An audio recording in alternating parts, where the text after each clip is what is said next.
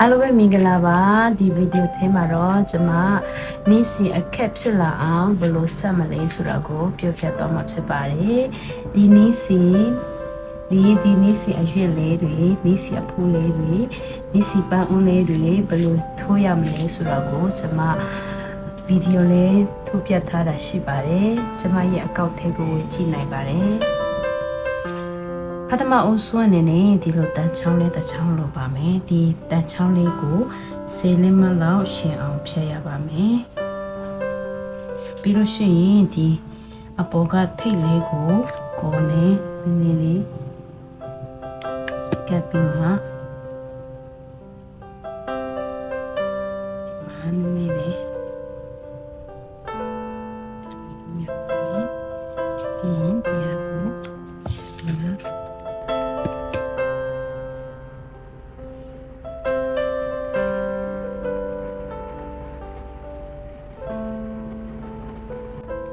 ပြီးတော့ရှိရင်ဒီနီးစီပန်းရဲ့အဖိုးရဲ့အောက်ကအရွက်လေးကိုဒီပုံစံတိုင်းဒီကနေထည့်ရပါမယ်ပြီးလို့ရှိရင်ကျမတို့ဒီမှာကော်လေးနဲ့ကပ်ပေးရမှာဖြစ်ပါတယ်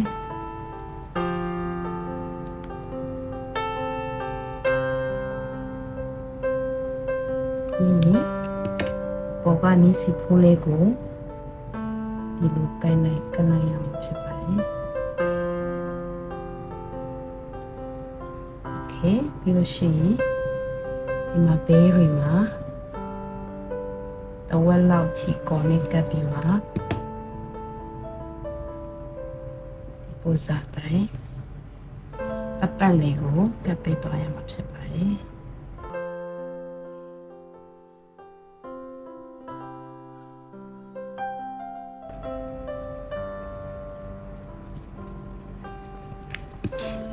ပြီးလို့ရှိရင်ဒီပုံစံအတိုင်းရလာပါမယ်ပြီးလို့ရှိရင်ဒီပန်းနဲ့ပွဲကိုလည်းခုနနီးစီပန်းဖူးကိုကတ်တယ်လို့ပဲကတ်ပေးသွားမှာဖြစ်ပါတယ်ဒီဟာလေးကိုတော့ဒီတန်ချောင်းလေးကိုတော့နည်းနည်းတူတူလေးပေါ့နော်9နှစ်မှလောက်ဖြတ်ပေးထားရမှာဖြစ်ပါတယ်နှစ်ခုစလုံးအတူတူဖြတ်ပေးရမှာဖြစ်ပါတယ်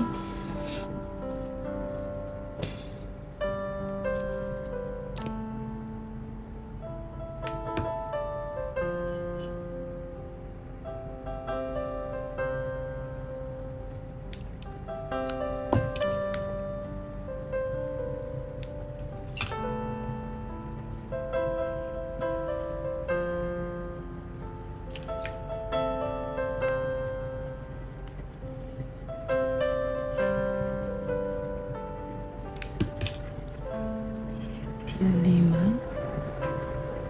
ဒီလေးကပ်ပေးသွားရမှာဖြစ်ပါတယ်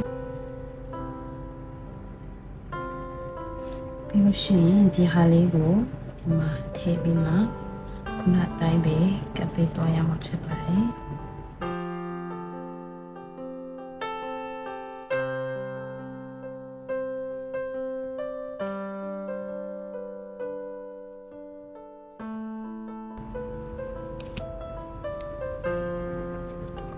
ပြီးလို့ရှိရင်ဒီလိုမျိုးရလာပါပြီပြီးလို့ရှိရင်ဒီတစ်ခုကိုလေဒီတစ်ခုကိုကတ်တဲ့အတိုင်းကတ်ပေးသွားရမှာဖြစ်ပါတယ်ပြီးလို့ရှိရင်ဒီနီးစီပန်းနှစ်ပွင့်စလုံးကိုအောက်ကတချောင်းလေးကိုကျူးနဲ့ပတ်လေးလိုက်ပေးထားရမှာဖြစ်ပါတယ်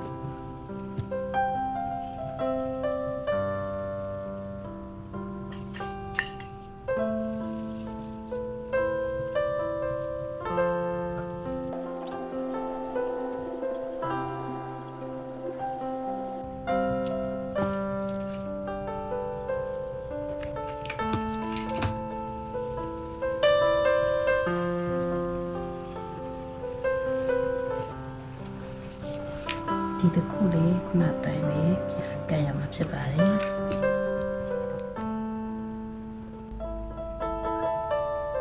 โอเคပြီးလို့ရှိရင်ဒီအဖိုးလေးကစားပြီးတော့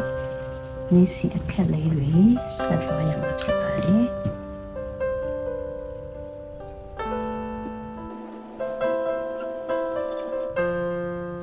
โอเคကျမတို့ဒီအနေထားရောက်ပြီဆိုတာနဲ့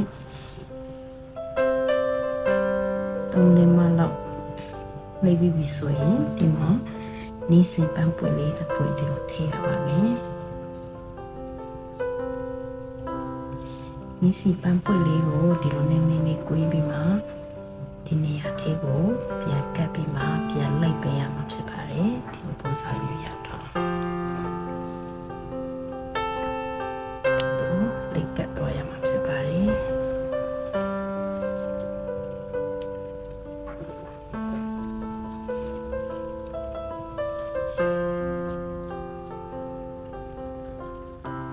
ပြီးလို့ရှိရင်ဒီမှာတလက်မလောက်ရောက်ပြီဆိုတာနဲ့ဒီမှာအရွက်လေးတစ်ခုထည့်ရပါမယ်အရွက်ကိုဒီဖက်ကဒီလိုကပ်ပြီးမှထည့်ပေးရပါမယ်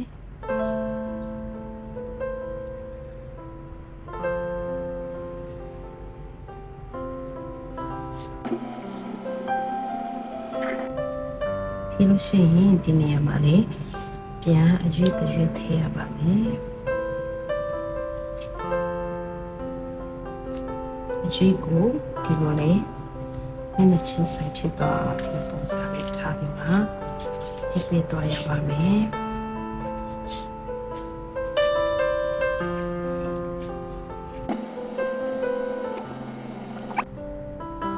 ပြီးလို့ရှိရင်ဒီနေရာမှာလေးပြန်ပွေလေးတစ်ပွေဖြတ်ထည့်ရပါမယ်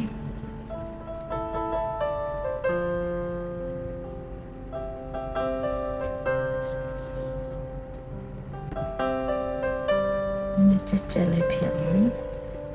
လိုက်ရမှာဖြစ်ပါတယ်โอเคဒီနေရာမှာလည်းပြန်အရွက်တရွက်ထည့်ပေးရမှာဖြစ်ပါတယ်ဒီနေရာမှာကဒီလိုအလေးတစ်တစ်လောက်မှ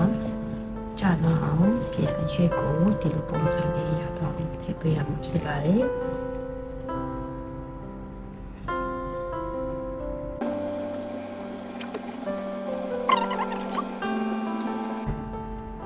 ဒီလိုမျိုးအဆုံးကိုရောက်ပြီဆိုရင်ဒီနေရာမှာကတ်ချင်းလေးဖြတ်ပြီးတော့ဒီနေရာမှာကောနဲ့ပြန်ကန်လိုက်ရပါမယ်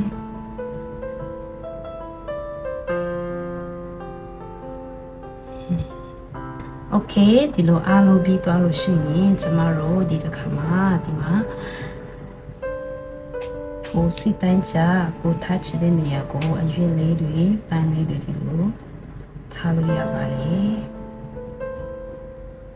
โอเคနီးစီပန်းဆက်တဲ့ဟာလေးပြီးသွားပါပြီ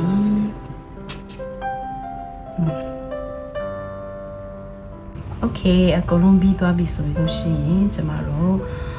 ထိုးထားတဲ့ဒီပန်းဦးသေးကိုပန်းလေးကိုပြန်ထိုးပြတော့မှာဖြစ်ပါတယ်